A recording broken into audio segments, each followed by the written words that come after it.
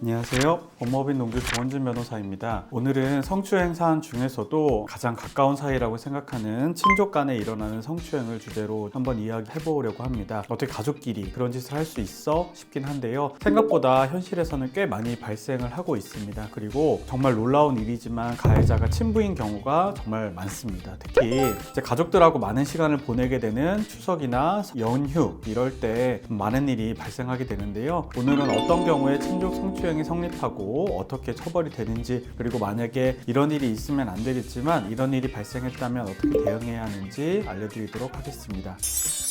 먼저 친족 성추행의 사례 그리고 기준에 대해서 좀 간략하게 말씀드리면요. 친족은 기본적으로 사촌인의 혈족, 인척과 동거하는 친족을 의미합니다. 사실상 관계에 의한 친족도 포함되긴 하는데요. 만약에 피가 섞이지 않았다고 하더라도 법적으로 의붓 관계에 해당한다면 친족의 범위에 들어갑니다. 만약 성추행이 모르는 사람 간에 발생하는 경우, 혹은 친족 관계가 아닌 지인 관계에서 일어나는 경우라면 원칙적으로는 이제 강제추행죄로 처벌을 하게 되는데요. 가족이나 사촌, 친척 사이에서 일어난 일은 성폭력 처벌법상 친족 성추행으로 별도로 규정하고 더욱더 높은 형을 적용하고 있습니다. 일반적인 단순 강제추행이라 그러면 최고 10년 징역 또는 1,500만 원 이하의 벌금에 처해지도록 법정형은 정해져 있고요. 만약에 친족 간에 발생한 강제추행이라 그러면 벌금형은 없이 최소 징역 5년에 처하도록 그렇게 법정형이 정해져 있습니다. 더욱 중하게 처벌된다 이렇게 생각하시면 되고요. 그렇다면 어떤 경우에 친족 간에 강제추행, 성추행 성립할까 이렇게 이제 물어보신다 그러면 사실 기준이 좀 애매하기는 해요. 특히 가족 간에는 모르는 사이 내지는 지인 간의 관계랑 조금 다르게 애정을 바탕으로 스킨십이 일어나는 경우들도 많고, 그다음에 아이들을 씻기거나 아니면은 뭐 오래간만에 만났다고 귀엽다고 머리를 쓰다듬거나 격려의 의무로 어깨를 가볍게 치거나 이런 경우들이 많기 때문에 어디서부터 강제추행이고 어디까지는 허용되는 행위인지 좀 구분이 좀 어려운 경우들이 많이 있어요. 그런데 결국에는 이 강제추행에 해당하느냐 아니냐를 판단하는 것은 우리가 신체 여러 부위 중에서 중요 부위,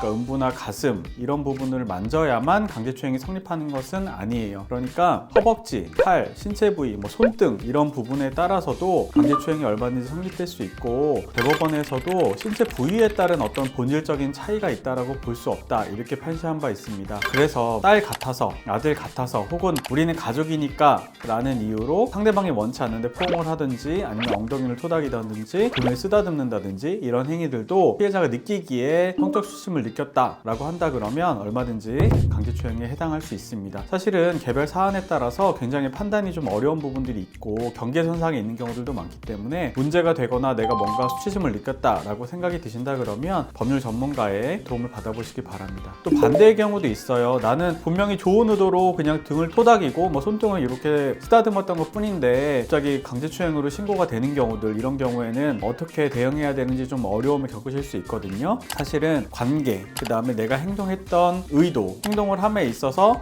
만약에 상대방이 불쾌감을 보였는지 여부, 그 다음에 불쾌감을 느꼈을 경우에 내가 행동을 어떻게 바로잡았는지, 내지는 이전에도 이런 일들이 있었는지, 그 다음에 그 상황 발생 이후에 내가 어떻게 대처를 했는지, 이런 것들을 종합해서 좀 대응 방안이나 우리가 주장해야 될 부분 확인해 봐야 되고요. 그런 경우에도 사실은 무조건 다 강제추행으로 보는 거는 아니에요. 사회적으로 어느 정도 허용된 범위 내에 있는 행동에 대해서는 강제추행으로 보지 않을 여지도 있기 때문에 만약에 신고가 되거나 그런 내용으로 문제 제기가 됐다 그러면 반드시 법률 전문가의 도움을 받으시기 바랍니다. 그렇다면 만약 이런 일이 발생했을 때 초기에 어떻게 대응해야 할까요? 이게 아무래도 사건이 일어나면 가족 간의 일이다 보니까 피해자 입장에선 가족이나 지인한테 얘기하기가 어려울 거예요. 혹시 내가 너무 예민한 거 아닐까? 내가 괜히 유난을 떠는 건 아닐까? 이런 생각을 하다 보면 시간이 지나고 그래서 결국 신고가 굉장히 늦어지는 경우가 많습니다. 그러다 보니까 시간이 지나서 피해자도 기억이 조금 흐려지는 부분이 있고, 가해자로 신고되는 사람 역시 그 상황 자체에 대해서 기억 자체를 아예 못하는 경우들이 많아요. 또 하나, CCTV와 같은 직접적인 증거도 없는 경우가 거의 대부분이기 때문에 결국에는 누가 더 진술을 일관되고 구체적으로 하는지, 피해자가 가해 신고된 사람에게 이제 문자로 사과를 요구했다든지 이런 부분들이 있다 그러면 또한 유력한 증거가 될 수 있습니다. 내가 혹은 우리 아이가 당했다면 어떻게 이걸 대응해야 될까? 먼저 시간 순서대로 좀 사건 내용을 좀 작성을 해주시고, 아이 내지는 있는 내 기억에 따라 가지고 구체적으로 시간대별로 행위별로 우리가 왜 육할 원칙이라는 거 알고 계시잖아요. 그 내용으로 최대한 자세하게 기재를 해 놓으실 필요가 있고요. 반대로 신고된 분 입장에서도 마찬가지로 그날의 일을 구체적으로 바로 정리해 보시는 게 중요합니다. 결국에는 내가 신고를 해야 될 시기를 놓치시는 분들도 많이 있으세요. 그런 경우에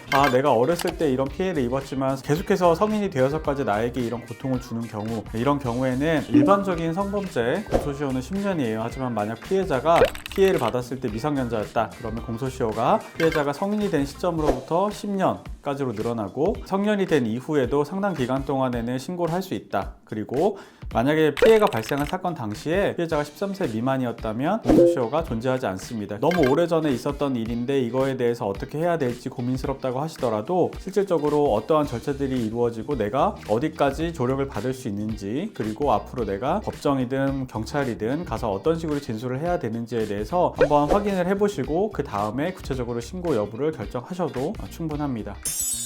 친족 성추행에 대해서 이야기해 보았습니다. 사실은 가정이라는 것은 가장 안정적인 어떤 심리 상태를 유지해야 되는 곳이기는 한데, 그곳에서 만약에 씻을 수 없는 상처가 발생된다 그러면 사실 성인이 되어서까지 그 사람의 인생에 있어서는 굉장히 큰 영향을 미치게 됩니다. 오늘 영상은 여기서 마치고요. 다음에는 좀 더 재밌는 영상으로 찾아오겠습니다. 안녕.